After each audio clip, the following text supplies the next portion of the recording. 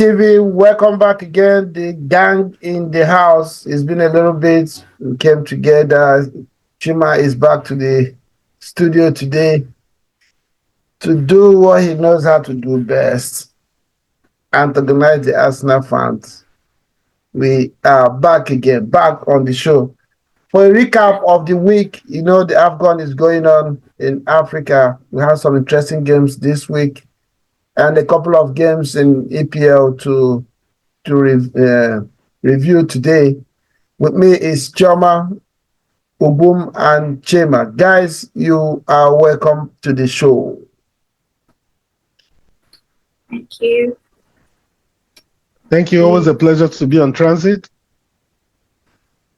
Yeah, Ubum, good to see you, bro. I know you have immersed yourself in watching of so many games every day, 2, 3, 4 games to watch. Then EPL again. I know. It's a soccer fans paradise, man. Yeah, I know, bro. Chima, how you, bro? It's been a long time. Good to see you again on the show.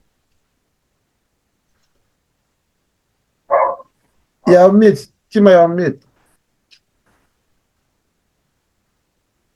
Yeah, thank you for having me back, guys. I tell people that it's good to be a soccer lover this time of the year, where you have the Premiership going on, AFCON going on, and even the Asian Cup going on also. So it's just fun field for any soccer loving person to live around this time of the year. Thanks for having me back. Yeah, good to see you. Good to see you back on the show, bro. And your coming back is coincided with the time where you're also proud to be a Chelsea fan. You're beginning to pick up those points and climb up the table in EPL. Congratulations! I'm happy for you, Chema. And I mean, now you can talk Chelsea with your full chest and talk about other things like you always say. Thank you. With a wave of the hand. Yeah, guys, we're going to look at a few games and talk about the AFCON. Some teams right now, I think Senegal is the only team with 100% result in the year. Senegal and what team again? I think it's Senegal. Yeah, the only team that have won 2 games. It looks, in fact, they've qualified for the next round automatically. What have you heard about Senegal? I think and Cape Verde, yes. Cape Verde. Cape Verde, yeah. Cape Verde. What have you made about Senegal? Mane seems to be, steering that group very in the right direction. They meet their games and they've been scoring games with reckless abandon, as they say. Yeah, they are very fluid side. So much talent. Even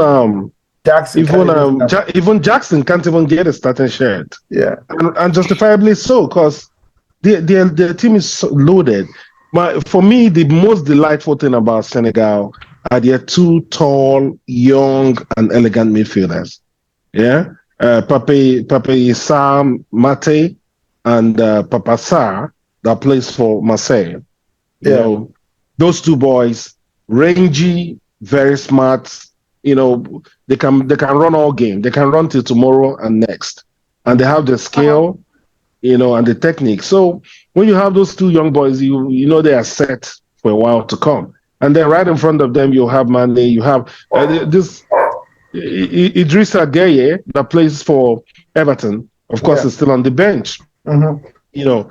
Their team is just loaded with talent, right? From defense to midfield to attack. So the sky is the limit for them. It's another Nations Cup that they'll likely get to the finals, and I don't know who's going to stop them, including Nigeria.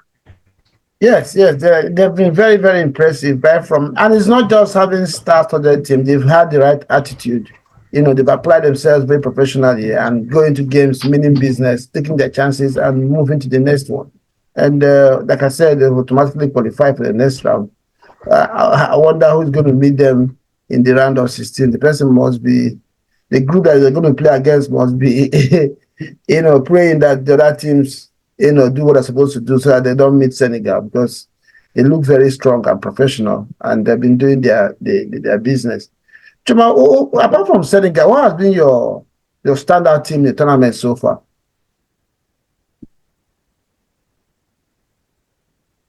Choma, you're on mute. Oh, okay. I thought you said Choma. Well, Yeah, no, it's Choma. Choma, you're on mute. Can you hear me? okay. Yeah, we can hear you now. Oh yeah, so I think Equatorial Guinea, I mean, they have been there, right there, doing well. Senegal team, it's very difficult to actually ignore the Senegal team, believe me. Mm-hmm. People are tipping them to, win this again. But I'm just hoping that a team with a better defense than theirs can actually beat them in this tournament. Mm-hmm. Okay. Choma, I know, of course, we have a Nigerian bias. What have you made about the Nigerian team? They have one foot into the next round. All they need to do is to avoid defeat in the next game against what are they playing against? They're playing against Guinea. Guinea-Bissau, who has been the crying baby of the group so far. Well, what have you made? Do you think Nigeria can go far, can go all the way the tournament from what you have seen so far?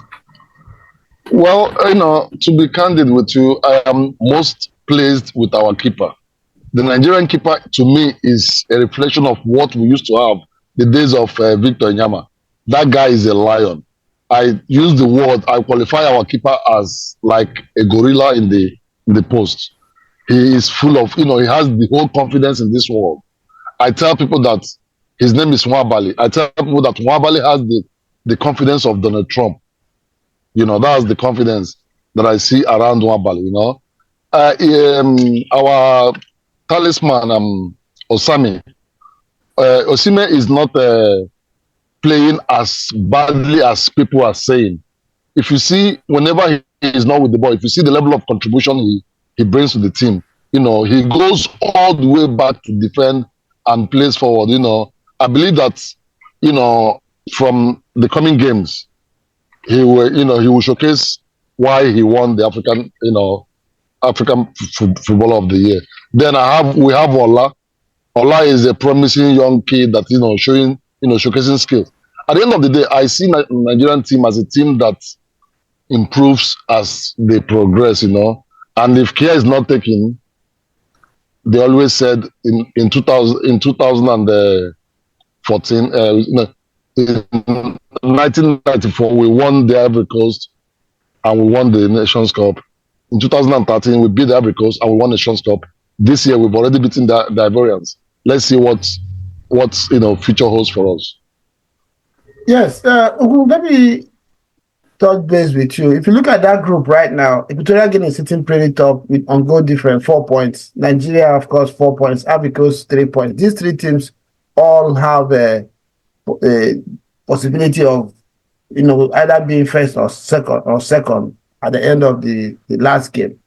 Nigeria is going to play Guinea-Bissau, while Equatorial Guinea will locking horns with Ivory Coast. Looking at this standing, who do you think is going to make the top two in that group? To be honest, I would say I'm predicting Nigeria and Equatorial Guinea to make the top two. Maybe the Ivorians may be able to swing in by by the third place qualifying setup. But yeah, Equatorial Guinea are a strong team. It's going to be very hard for Ivory Coast to beat them. But it's also possible that Ivory Coast may beat them. I looked at the Ivory Coast team. There's just something lacking there. They have players, I agree, but the likes of Pepe are just a waste in the African continent because, he doesn't really perform for his country. They have a few guys there that are just there. You could see playing against Nigeria. Only Fofana, no, not Fofana, the guy that plays for, I think he's Fofana, right? Plays for Lens. Mm-hmm. But now, he used to play for Lens, but now in the Middle East. Their midfielder has a good shot, very skillful. Sekou Fofana, I think. Fofana. It's Fofana. Fofana, yes. Yeah. So he's the only person that showed me, that desire, intensity, try to win the game against Nigeria. So I think they'll be under a lot of pressure being the home team. Equatorial Guinea will probably just relax and soak up the pressure and try to hit them on the counter. So I'm tipping Nigeria. I know and I believe that Nigeria will bring bring it. They are not going to, just feel like they've qualified. They're going to bring it. I saw the reception for the team. I wondered whether there's any other African country they have literally tens getting to 100 of their indigenes waiting, or fans waiting for them at the reception hall of the hotel to to celebrate and welcome them after games. So that's the Nigerian spirit, and I think that Nigeria's best chance in this tournament lies in the spirit, right? Not necessarily the ability on the field. Ability on the field, yes, we have good players, exposed players, but I think that the spirit, there's a way that squad is building. I think it was Choma that just said it, or Chima that just said that with every win that they get, they become a more dangerous team, right? It gets to a point where once they have that belief, the skill is already there inside. Once they have that belief and the confidence is high, they can face the likes of Algeria, the likes of Morocco, the likes of Senegal without fear, and can actually take the game to them, right? I think that it's just that pressure from coming into the tournament in bad form, that has affected Nigeria, but it's starting to come. The confidence is starting to creep back up for the Nigerian team.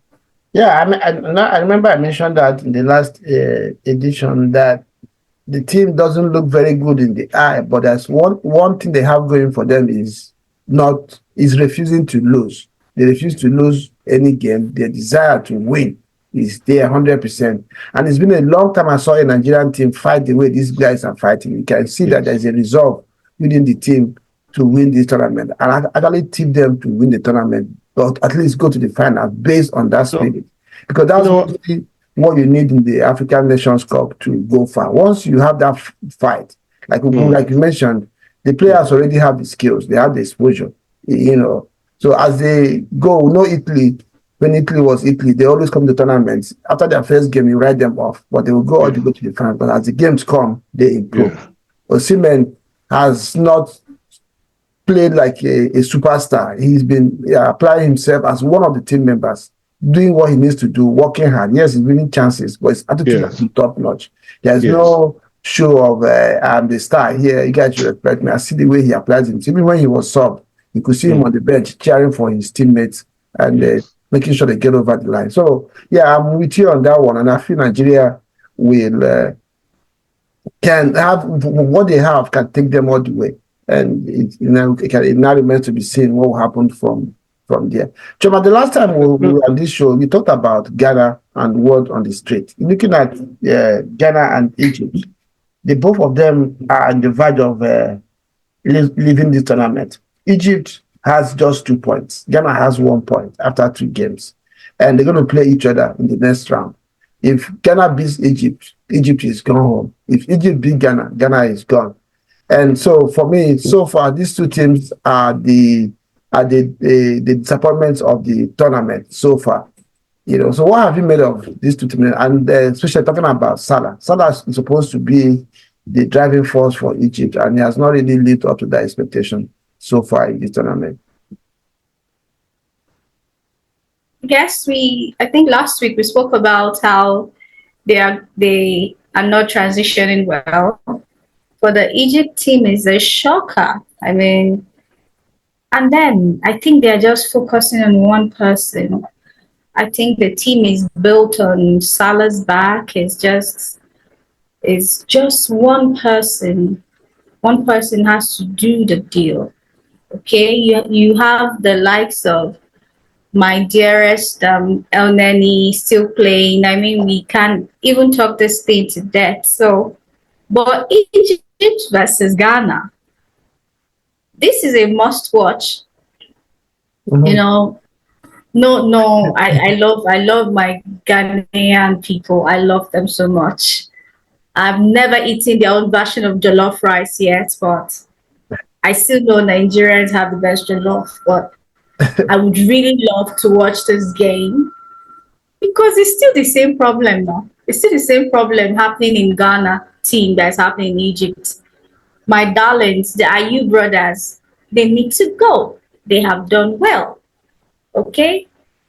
The only person I can say which all of us agree is Mohammed. but he can't do it all alone. I mean, he needs work from the midfield. He needs work from everywhere.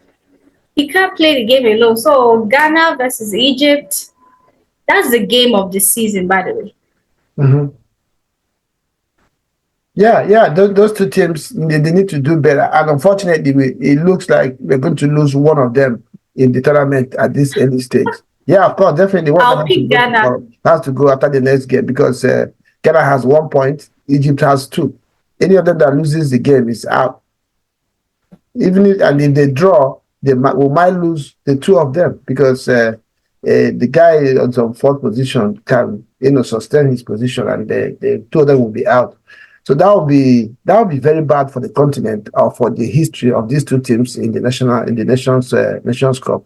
Chim, I don't know what you have been about Egypt and Ghana so far. Have you watched any of their games, and what's your take on the performance of this tournament? Yes, I saw the Egyptian game. They were even lucky to get their first match. They were lucky to get a penalty, and that penalty was the last kick of the game. Mm-hmm. And I was so furious about the defender. It's the same thing that happened to Sime that gave Nigeria a penalty was exactly what happened to that Egyptian player that gave Egypt the penalty, which Salah scored. I feel like Salah is doing well. He is not selfish. He tries to play with the team.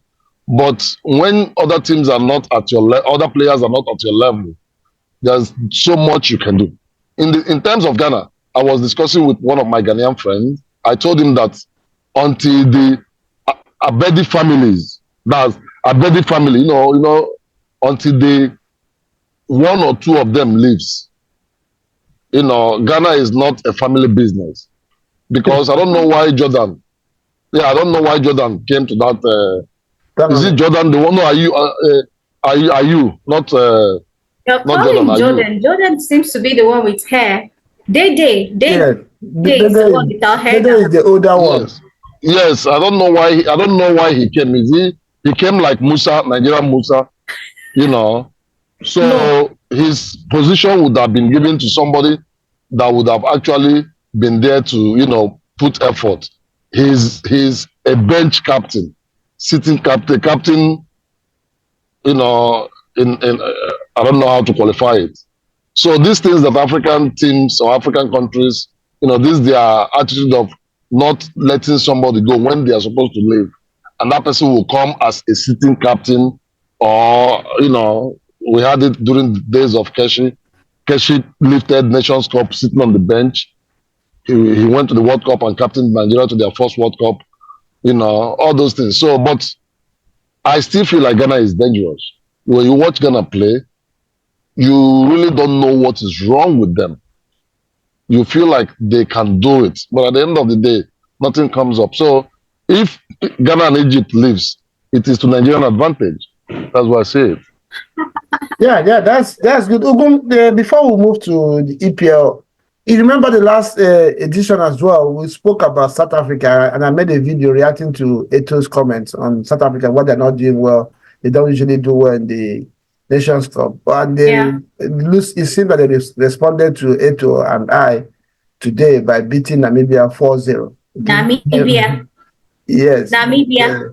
So it looks Namibia like that can't even finish. They might be making it. Do you think there is a resurgent South African Bafana, or it was just because of the quality of the opponent that they played against? For South Africa? Yes. I didn't see their latest game. I saw their first game. Oh. Yeah, they beat Namibia today 4-0. So they have 3. Oh, wow. I watched it. So that's why I watched it. Are they responding to our comments, or apparently it was a fluke? They are not. Apparently, I don't think it's a fluke. I mean, they have a group where Tunisia is last on the table, 1 point, and I think they're going to play Tunisia in their last game. No, I thought it was Tunisia they played in the first game. Yeah. Was it? No. Was it Tunisia? No, it wasn't. They lost their last game. Tunisia has 1 point. Okay. So wow, so that's going to be quite a game. Tunisia playing against South Africa. Well, we've seen one bad, we've seen one very good. Let's watch one more and see before we can run a judgment call. To see how far it is. But South Africa again, like we said, I've always had good players. It's just that having the mentality to come into a tournament, planning and working towards winning that tournament. So 4-0 is a good start. A good response to the criticisms that Eto'o and the rest of us have leveled against them. So let's see when they match up against Tunisia how it pans out. But congratulations to them for playing well enough to win 4-0. That's not a joke in the African Nations Cup. Exactly.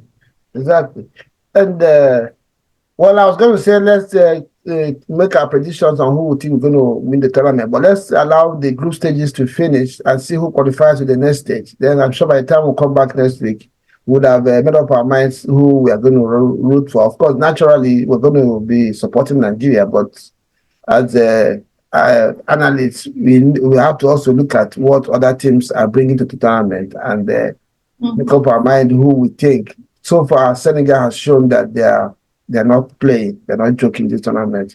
Nigeria has shown good spirit, and teams like Equatorial Guinea are looking like they're not joking as well. So anything could happen. Yeah, I think this week there were a lot of enticing games. Very, just like as usual, the Nations Cup. Sometimes you can't really call it. Ghana has been disappointing. Egypt as well, and Senegal is flying high.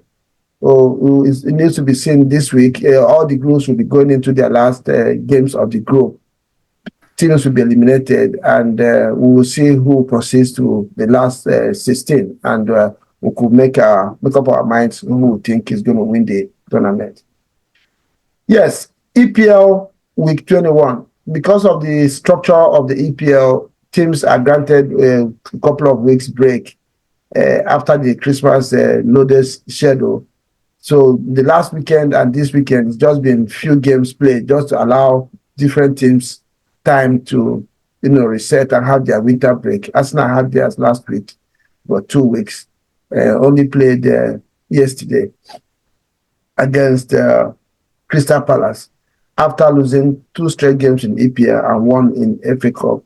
There was only one expectation of the team, which was 3 points. For me, I thought that when teams have this kind of situation, you only just hope that they get their 3 points, start to build confidence, even if it's just 1 goal, even if it's penalty. However they get the 3 points should have been okay for their fans and the team. But this team showed up and they came with a lot of confidence, played swiftly. A lot of people say Newcastle offered nothing, but sometimes it might be the strength of the opponent that makes you look very ordinary and shamble. So I don't know. Choma, you watched that game yesterday. Do you think it was more of Arsenal being at their best, or Crystal Palace just being awful and not offering anything at all to disturb Arsenal? They did. They were upsetting. I mean, the way Crystal Palace came set up, they were upsetting. Yeah, I didn't see Olise, on the wings. I said, thank God, by the way. But they were upsetting. You could see Ivory. Ivory is a lot. Ivory is a lot. I mean, he's everywhere. I don't know how he does that.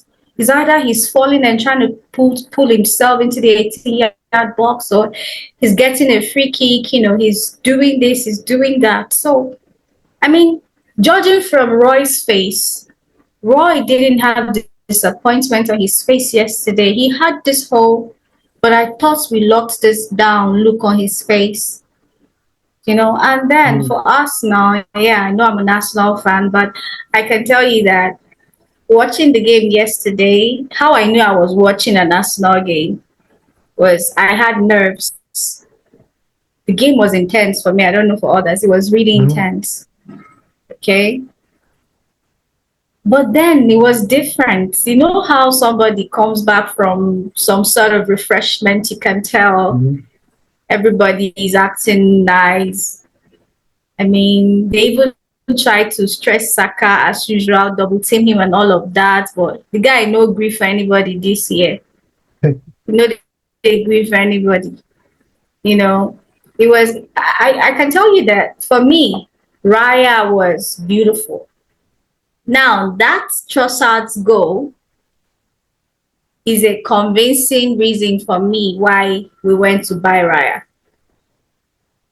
If we can keep replicating that, then I can actually, give him a teeny, tiny space in my heart. But yeah. Yeah, he was spotless. Chima, being an opposing fan, I don't know if you watched the Arsenal game yet. Do you think Arsenal is back, or is this just a matter of playing against a team that had nothing to offer? I just was watching how Choma was showering encomium on Arsenal for just doing. If you watch that game yesterday, you know that Crystal Palace they were handicapped. Most of their players went to African Nations Cup. Yeah, they were Is that their reason? How many of their key players were away? Hold on, let me say something. Let me say something. They are key players. We are talking about key players now, not just ordinary players. Key players. You're pouring encomium on Arsenal. See if they have done what. No, mention the key player, Crystal Palace, that is away on AFCON. So I'll be bothered. What I'm saying is that I give credit to Arsenal for the little they did, which a whole bunch of Arsenal fans will see as they have they have climbed Mount Everest, But what I only want to say is I feel like Eze is wasting talent in Crystal Palace there. He's wasting a bunch of talent. Crystal Palace, Eze need to move somewhere where he can showcase these enormous skills and abilities that I've seen in him. But for Arsenal just, Arsenal is like a fight between an elephant and the rat. Arsenal was an elephant. They had everything going for them. Crystal Palace players were all now. Yeah, Crystal Palace players were all in our AFCON. Aston Villa beat us. Let me finish. They were all in AFCON. So Arsenal saw it as an opportunity to deal decisively, to a child, a motherless and fatherless child. I wasn't impressed. I just saw the game and I waved it with a wave of hand. I didn't comment on it because, what would would they lose? I mean, if you are given that opportunity, if you are Trump's son, why would I compete with you? What else will Arsenal ask for? They were, major players in Crystal Palace were taken to AFCON and they were asked to play Arsenal. What do you expect? I expected them to score more goals. They only scored only 5. 5 wasn't enough. I have a question. Okay. So that's it. Gentlemen. That's how I saw the game. I have a question.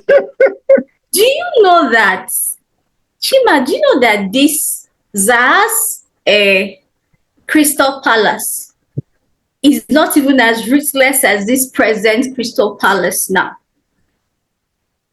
Zaha, I'm not scared of that. He's running up and down and confusing himself. Diva, I heard you. I think which people went for this AFCON, because me, I'm doing a whole scan now. The next question. Is Arsenal back? And secondly to that question is, remember, I don't know if you watched my reaction to that game. I said I will probably prefer ESR coming back into the starting 11 for us now and replacing Kai Havertz. I will lean towards that. Minus the physical presence that Kai Havertz offers. It looks like, from what I saw from Emile Smith-Rowe yesterday, it looked like he's more suited to the way the team plays in transition than Kai Havertz. I don't know what you think about that, Chema. I can see you. All of you, ESR.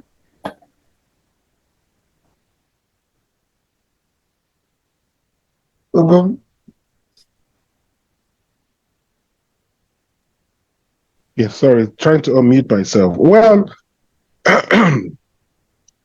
look, I don't want to be sensational with my answer in terms of Arsenal being back or not. I never thought Arsenal left. I thought the team just had issues and they needed a break to figure out how to solve their issues around confidence in the final third. Up until that break, they had created opportunities in every game, right?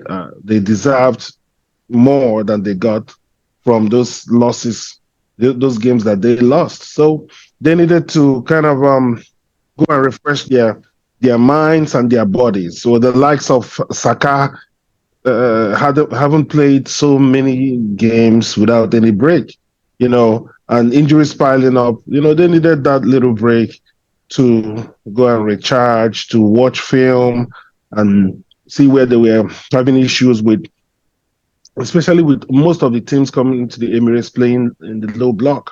And that's now finding it difficult to be able to create scenarios where they could overcome that low block. What happened yesterday was a good thing for them.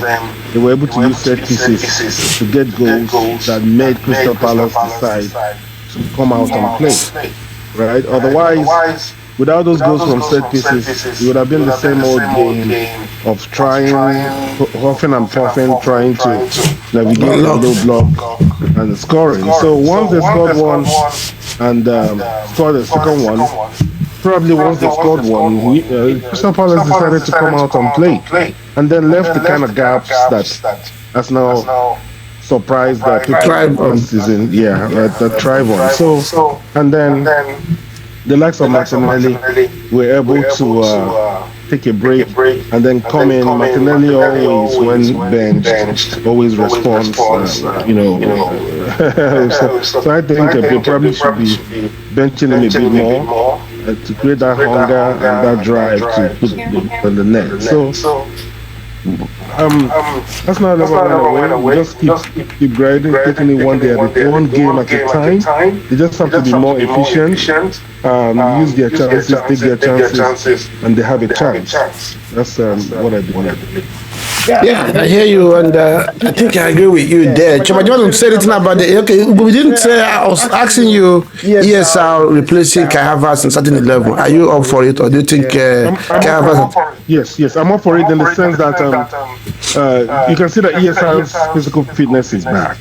I could also see a better Kai Havertz in terms of physicality, presence, movement. He was extremely mobile yesterday, all over the place.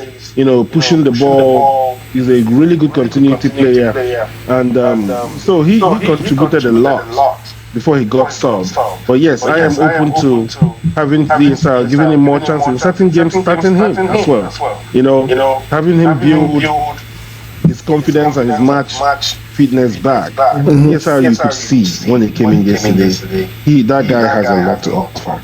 He has a way of playing the game, making the game so simple that the game will bypass you. You think nothing is happening, and the ball will end up in your net, because CSR does a lot of two touches, quick 1-2, give and go. Thank you. That's what I wanted. That's what I was looking for. It does a lot of give and goes, and so with that, you can actually open tight defenses, give and go, one touch.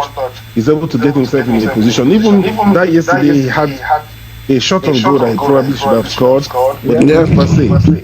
So yes, I welcome his comeback. Do you want to say anything about that, or we'll move on to the next guy? I mean, for me, Let's move on. Yeah. So today Liverpool beat Bournemouth. I see you rolling your eyes, Choma. I know almost all season I've said Liverpool doesn't have what it takes to win the title, but we are 21 games into the season. They are sitting points. They are sitting. No, I'm still stand with what I said, but I'm asking you: do you think Liverpool, can win this league? You know. When I watched them play today, I said to myself, is this the New Year's that was missing chances and all of that? New Year's was, for the first time, I saw him as a confident player. Yeah, I see him make runs and run around the field with his long hair and all of that, and I doubt like what is this guy about? But he strides today, his confidence, and I think Jota, they have this chemistry. I am so, as in Jota, the way he plays football, the way he places his passes, it scares me. Like my heart will just jump. Boom. And every time he does it, it's like one touch. The next thing is a goal. Jota is. So do you think Liverpool is a threat to teams like Arsenal? Yes, yes, how? They can win this. They can win this league. You know why I'm saying this? Yes, they are. Because Jota was injured. Was it last season or the whole of last season or half of? Yeah, he had a long layoff. Yes. Yeah, he has his injury prone. The likes of Diaz, when they are not there, you feel it. This small boy with curly hair, Elliot, is also upsetting. He can be upsetting in his own kind of way. So a team that has Diaz, Jota, Nunez, when he's serious with what he's supposed to be doing, and this their guy. I don't even know if I'm saying the name, but is it Gravenberch? Yeah, Gravenberch. I am like, what is happening here? Mm-hmm. Okay, I'm like, what is happening here? They did not even. They not even said their defenders did not do anything today. I watched that game from beginning to end, and I said to myself, these guys are a problem. They are a problem. Yeah, contrary to Choma, I don't completely agree with you. Bournemouth gave Liverpool some issues today, very very massive issues until the goal came in. When Trent got injured, because he has been the answer to Liverpool in so many of their games. Anything good that has happened in the last 3-4 weeks or 1 month or even more than that, beyond that, in Liverpool has been linked to Trent. When he got injured, it looked like they're going to suffer. But without him today, they went over Bournemouth. Do you think Liverpool can sustain their title charge? I think they can. Liverpool are a deep team. They are quite deep. It's the same team again that they've won an EPL, they've gone far in Europe, and they still have the core of that team there, bar a few guys that left, and they've worked very well. They've got really talented players on this team. I think they can sustain a title charge until Trent comes back and even reinforces it. So they have one of the best coaches in the world. So I think they have what it takes to sustain the title. Yes, I agree with you. Though at this time, one of the reasons why I said that they're not going to be able to win the league, they will be there in and around it, but I don't think Liverpool will win this league. I still tip Man City and Arsenal above Liverpool just because of the makeup of their team. They have the firepower going forward, but defensively and in the defensive midfield position, I don't think Liverpool is as deep as you mentioned. Once you don't have what's his name? What's their defender? Van Dijk at the back there is always a problem. You could see his importance in the team today, while Bournemouth tried to onslaught them before the goals started pouring in. So I still tip City and Arsenal above Liverpool, but we will need to see that in the weeks to come. They are sitting pretty top on the table. This season we have seen different teams have their own time on top of the table. It's a merry-go-round thing.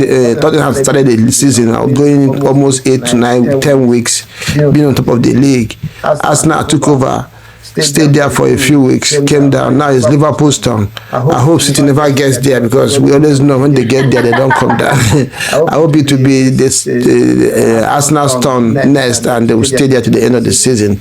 Yeah, guys, thank you for stopping by today. We have the AFCON, of course, this week. The last games of the group are coming up. A lot of teams have not yet qualified for the next stage. We only have Senegal and maybe Cape Verde, I think, have qualified to the the next round. All other teams could go out and could qualify. The big one being Ghana and Egypt locking horns in their next game, meaning that one of them must leave the tournament after that game, which is a shame. These are two power horses in the African football, and they have been very, very abysmal in this tournament. Ghana has just 1 point after 2 games. Egypt has two points after 2 games.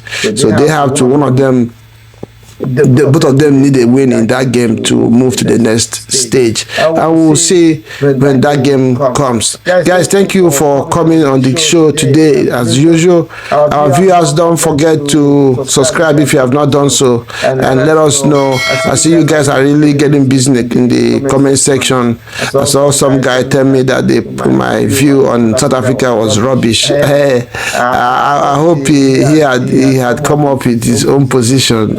They're telling us, but in the upcoming editions, we'll be reading out your comments on the topics and the positions we have taken in these key elements of the game. And we'll look forward to a very interesting week of football.